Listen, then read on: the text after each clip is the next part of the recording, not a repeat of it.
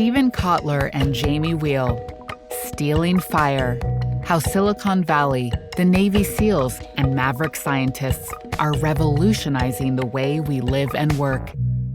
Narrated by Thomas Florio and Sion Dason. Have you ever wondered how extreme athletes stay in the zone during their death-defying feats? Or how units of Navy SEALs can make collective split-second decisions during a mission without uttering a word?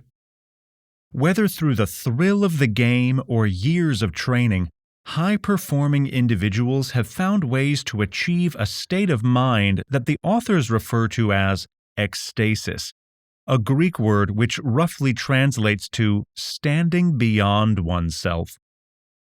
In these blinks, we'll examine how some people have achieved states of ecstasis in the past, and we'll encounter new research and technology aimed to make ecstasis accessible to everyone, without the risks of skydiving, hallucinogenic drugs, or long decades spent in a monastery.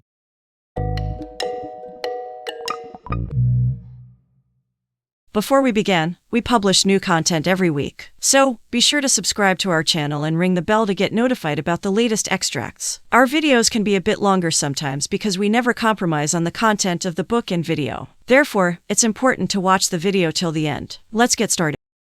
Nearly 2,500 years ago, Alcibiades, a young Greek politician and army general, threw an unforgettable party at his Athens villa. To get his guests in the mood, he served up a special drink called kykeon, which was normally reserved for a select few of Greece's elite. See, this mind-expanding drink was meant to be part of an exclusive 9-day ritual held each year called the Eleusinian Mysteries. Alcibiades wasn't invited, but he managed to steal some kykeon anyway, to ensure his own soiree was memorably wild. Rumors spread. Alcibiades fled Athens and was sentenced to death in absentia for blaspheming the secrets of Eleusis. But, just like the Greek myth of Prometheus, who was punished eternally for stealing fire from the gods of Olympus, Alcibiades' fate didn't deter those who came after him from seeking out ways to alter their consciousness. After all, he did get away with it. The key message here? The quest for non-ordinary states of consciousness is thousands of years old. We don't know exactly what it was in kykeon that gave its drinkers such spiritual, cathartic experiences. One theory is that the barley in it was contaminated with the ergot fungus, the same one used to make LSD today. Regardless, this type of ecstasis clearly wasn't intended for the plain Janes and average Joes of ancient Greece. Today, 21st century Prometheans are changing that, but their own versions of kykeon take many forms. The authors met with all sorts of individuals, from military personnel and elite athletes to tech entrepreneurs and healthcare providers. Their research showed that across the board, people are seeking ways to improve performance by changing their sense of reality and achieving some form of ecstasis. Trial lawyers have experimented with psychopharmaceutical drugs. Military officers have spent weeks at meditation retreats. And stock traders on Wall Street have shocked their brains into ecstasis with electrodes. When you add up the money we spend trying to get out of our own heads, you end up with an altered states economy of about $4 trillion annually. This includes legal substances like alcohol, tobacco, and caffeine, illicit drugs like cocaine, methamphetamines, and heroin, and pharmaceuticals, psychiatric counseling, video games, action sports, music, and film. Throw in pornography and social media, and there you have it. But how well do we really understand the mechanics of ecstasis?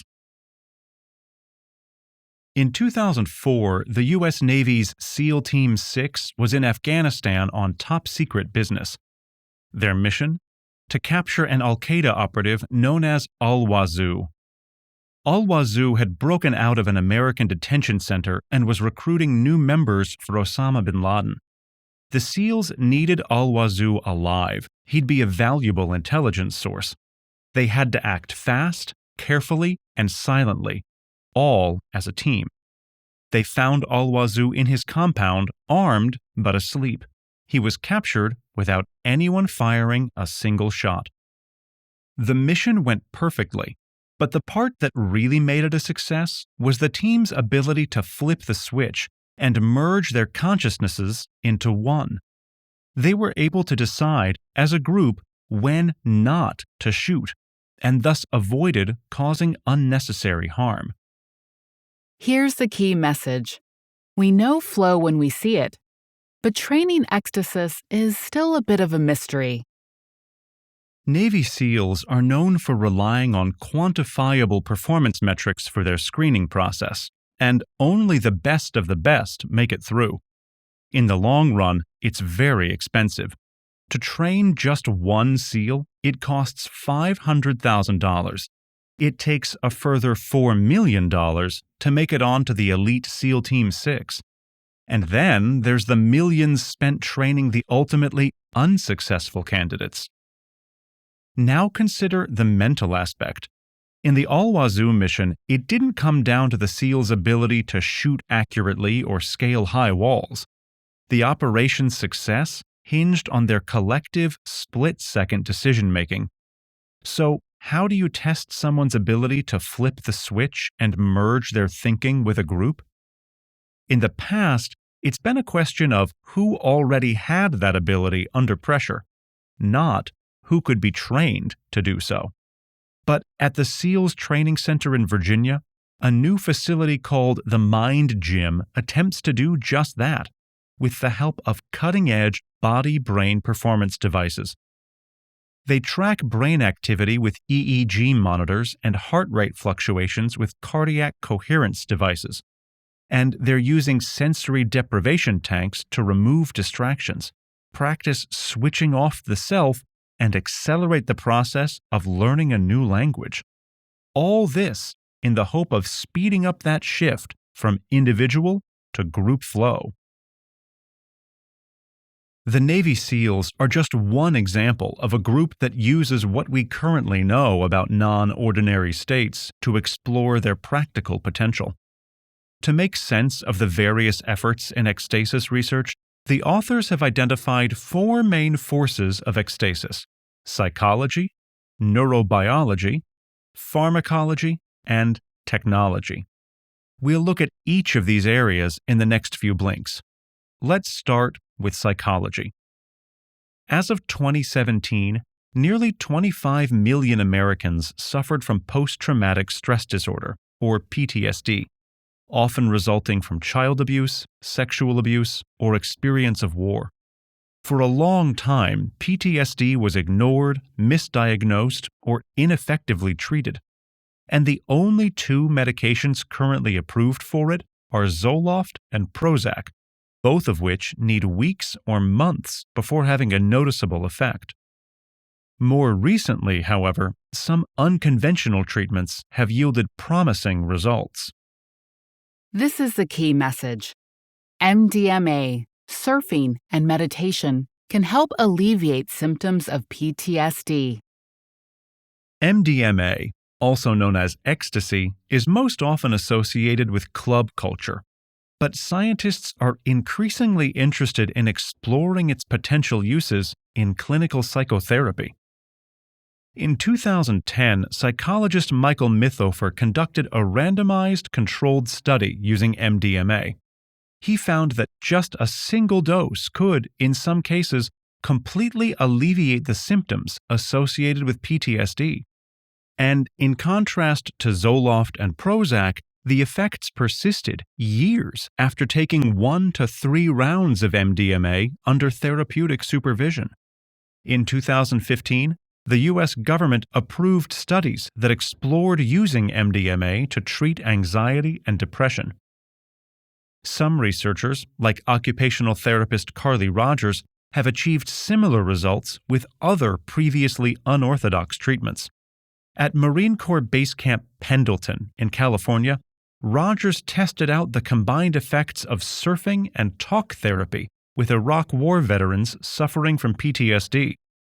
The soldiers surfed their first few waves, and their relief was instant. Veterans who'd completely stopped speaking were suddenly conversing again. That was in 2007. Soon after, a formal surf therapy program was established, and in the following years, over 1,000 soldiers volunteered to participate. Rogers' final results showed that after a minimum of 5 weeks, the severity of the soldiers' PTSD symptoms diminished significantly. These findings are encouraging, but MDMA and surfing both have their dangers.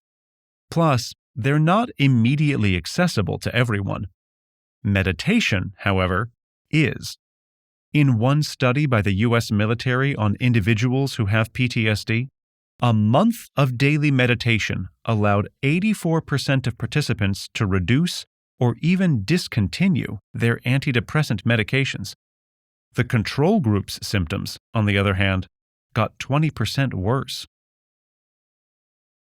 The more we learn about the human body, the more complex the relationship between mind and body appears. We now know that emotions don't just originate in the brain. They're also influenced by the heart, which has 40,000 neurons, and the stomach and intestines, which contain 100 million neurons.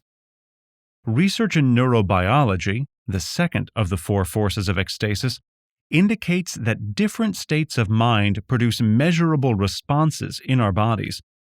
And with the help of AI technology, we're now able to use biometrics to predict the success of U.S. Navy submariners, as well as to reduce suicide rates. So, what does this mean for ecstasis? Well, it shows that our mental state is shaped by more than just our thoughts. It's also affected by what we physically experience. The key message? Artificial intelligence can use neurobiological data to detect successful teamwork skills and combat suicide. Remember how the Navy SEALs were trying to predict which candidates would be able to flip the switch and think as a team in the field? In 2014, Chris Burka, CEO of Advanced Brain Monitoring, devised a research project to attempt a similarly tricky forecast. She wanted to determine which sailors would be all right after 6 months cooped up in a submarine, and which were likely to snap at their bunkmates. Burka and her team connected EEG machines to sailors to measure brainwaves, and also equipped them with heart rate variability monitors.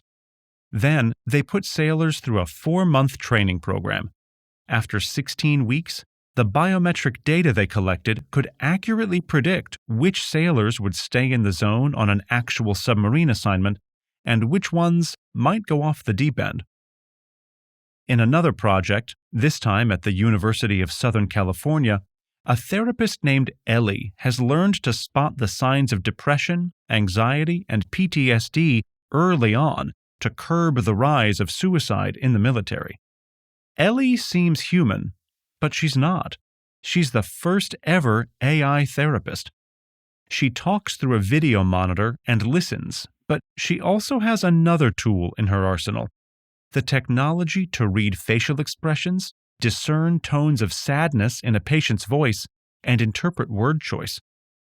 Most importantly, she's non-judgmental, which may be why patients in a 2014 study were twice as likely to share personal information with her than with a traditional human therapist. The project's end goal is to make Ellie's technology available to anyone with a laptop and an internet connection. When wildlife photographer John Downer planted cameras underwater to document the behavior of bottlenose dolphins in the wild, he was surprised to see them so relaxed. Then he took a closer look at the footage. The dolphins appeared to be playing some kind of game. Each would chew on a pufferfish before passing it to one of their dolphin friends. Desperate, the pufferfish played its last Uno card and released a cloud of lethal nerve toxin. Too much of this toxin is deadly, but just a little happens to make dolphins pleasantly stoned. And dolphins aren't the only ones who enjoy a fix every now and again. Many other animals have their own mind-altering methods of getting high. Cats eat catnip, dogs lick toads, and sheep snack on hallucinogenic lichen. Humans are spoiled for choice, but the most popular substances include ergot-derived LSD and psilocybin, the psychoactive stuff in magic mushrooms. The key message here is psychedelic drugs can help achieve a state of ecstasis. That brings us to the third force of ecstasis, pharmacology. According to one theory, intoxication might actually play an evolutionary role. Animals sometimes get stuck doing the same activity over and over again, and it's difficult to exit such a repetitive cycle. Intoxicating substances can yank them out of that endless loop. For humans, this depatterning means that hallucinations or drunkenness could possibly aid lateral thinking skills, thinking outside the box. Due to regulations, it's been difficult to study illegal substances like LSD and psilocybin in a controlled environment. That's now changing. After psychopharmacologist Robin Carhart-Harris became head of psychedelic research at Imperial College London, he started studying the effects of psilocybin on the brain. Using functional magnetic resonance imaging, or fMRI, Carhart-Harris was able to gain more insight into an experience that had previously only been studied through a subjective lens. When we enter an altered state of consciousness, we step beyond ourselves. We now know that this sense of selflessness occurs by deactivating certain parts of the brain. In neuroscience, it's known as transient hypofrontality. The same regions deactivate when we're on LSD, while we meditate, and during exercise. The typical chatter in our minds is quieted, and the networks responsible for unfocused daydreaming temporarily go offline. In their place, new networks make connections between more distant parts of the brain. And that might explain why psychedelics can help generate creative solutions to difficult problems. Alan Metney started out his career as a lawyer, but he soon found that he much preferred jumping out of airplanes. His dream was to fly. Metney completed thousands of jumps and was so hooked on the thrill of flying that he started looking for other ways to train even more. For him, flight was an instant ticket to ecstasis. The thrill of the jump didn't compare to any other experience. However, jumping out of a plane can be dangerous. There are frequent fatal accidents each year, and they happen to some of the most experienced flyers. Not everyone is prepared to take those risks. Luckily, Metney and inventors like him are developing technology, the fourth force of ecstasis, to democratize access to such experiences in a safer environment. Here's the key message. New technology is bringing ecstasis to a wider audience without the usual risks or commitments. Metney started experimenting with very large fans and wind tunnels, and eventually he created iFly, an indoor flying experience that provides the same rush but none of the fatalities. As of 2017, iFly had 54 locations across 14 different countries and was available to anyone aged 3 and up. It allows flying teams to spend hours and hours on test jumps. Even SEAL Team 6 came by to train their group flow. They practiced flipping the switch from individual to group consciousness while flying through the air. Another example is Mikey Siegel, who left his dream job as a roboticist to embark on an unfruitful soul-searching adventure through India and South America. Later, a 10-day meditation retreat in California left him with nothing but a backache. Until day 7. He finally caught a taste of that clarity of mind he'd heard so much about. But here's the problem. For him, meditating was an inconvenient hassle. He wanted a way to get that same feeling without living a monastic lifestyle. Siegel founded his company, Consciousness Hacking, and went about experimenting with different wearable biofeedback devices to see if some combination could create a shortcut to that same altered state. Prototypes using transcranial magnetic stimulation and transcranial direct stimulation can deactivate certain cortical regions of the brain. Right now, the effects are comparable to a glass of wine, but with further tests, they might be able to alter consciousness even more. For 1 week every year, a pilgrimage of Ecstasis innovators takes place in the Black Rock Desert in northwestern Nevada. It's frequented by Silicon Valley entrepreneurs, from Google's Larry Page and Sergey Brin to Tesla's Elon Musk. Artists, musicians, and performers exhibit their consciousness-altering creations, and inventors like Mikey Siegel showcase their prototypes. This event is Burning Man. It's a massive exercise in constructing a city from nothing as one enormous group. The key message here is, gatherings like Burning Man are an opportunity to use non-ordinary states to overcome pressing problems. Aside from Burning Man's theatrical appeal, the collection of people in non-ordinary states is a fertile environment for spontaneous collaborations. Often, these continue long after the festival is over. One instance came in 2005, minutes before Hurricane Katrina reached the Gulf Coast. Far from the action, in a corner of Burning Man, some high-ranking Pentagon officials and hackers were trying to get the festival's live stream and emergency Wi-Fi running. When they heard about Katrina, one guy began nudging a recon satellite, and they watched the hurricane hit the Gulf Coast in real time. Feeling helpless, they collected $40,000 in relief donations from fellow festival-goers and founded Burners Without Borders. They left the festival and drove to Mississippi, where they built a distribution center for charities like Oxfam. They donated over $1 million to clear rubble and help rebuild the area.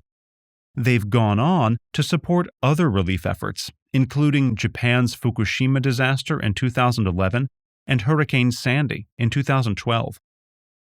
In 2011, several years after Katrina, Dr. Dave Warner, the guy who hacked the satellite, was in Afghanistan. Warner is a defense contractor. He's also an expert in data visualization and holds a PhD in neuroscience. And along with some MIT scientists, he'd gone to Jalalabad to promote the Burning Man principles of radical inclusion and open information. They opened the Burner Bar and offered drinks in exchange for any kind of information. For a Heineken, someone might tell them about a local farmer's crops, the location of a health clinic, or movements of troops. The group collected terabytes of information, and everything was added into Warner's data visualization program. He insisted it remain unclassified, but his data ended up being used by the UN, Afghan officials, the Pentagon, and others. Over time, the radical inclusion efforts saved many lives. Many of the people we've discussed so far are at the forefront of disruptive innovation. They're pioneering new ways to harness the 4 forces of ecstasis. But let's step back and take a look at which tools have begun to be adopted more broadly. In psychology, meditation has been rebranded as mindfulness-based stress reduction, and it's turned into a billion-dollar industry. In neurobiology, transcranial magnetic stimulation devices sometimes prove more effective than antidepressants. In pharmacology, medical and recreational cannabis is now legal in many U.S. states, and 32 million Americans use psychedelics regularly. And in technology, devices now have the ability to monitor your hormone levels, heart rates, and brainwaves. This is the key message. Hedonic calendaring helps you determine when and how to access ecstasis. When it comes to sex, drugs, and extreme sports, some people get addicted to the ecstasis these sometimes risky activities bring. But we're learning about other techniques that produce similar altered mind states. The following 5-step guide to the hedonic calendaring system can help you explore non-ordinary states yourself. The first step is to write down all of your favorite activities that take you out of your own head. For example, your list could include skydiving, travel, or live music. The next step is to rank the value of these activities using the Ecstasis equation. Take the time commitment and combine it with the risk and reward. For example, going to see a shaman in Peru would be great, but a 10-minute meditation at home would take less time and effort. Step 3. Sort each activity by frequency. How often would you like to do them? It could be daily, weekly, monthly, seasonally, or annually. Research on habit forming shows that new routines stick better when combined with existing habits.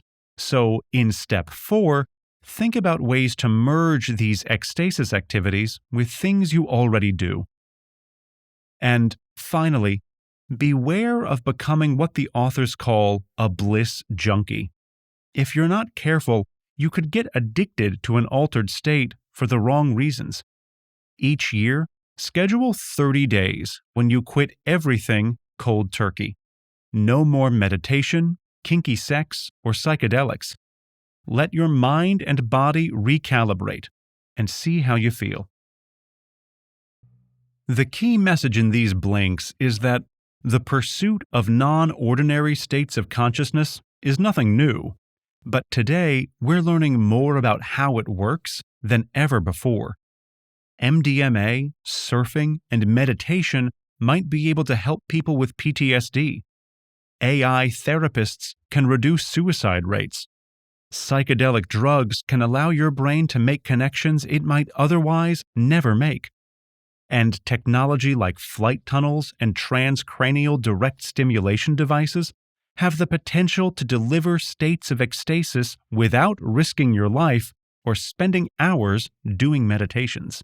Got feedback? We'd love to hear from you about our content. Just share your thoughts and book recommendations in the comments section, and be sure to subscribe to our channel and ring the bell to get notified about the latest extracts. Thank you and have a great day.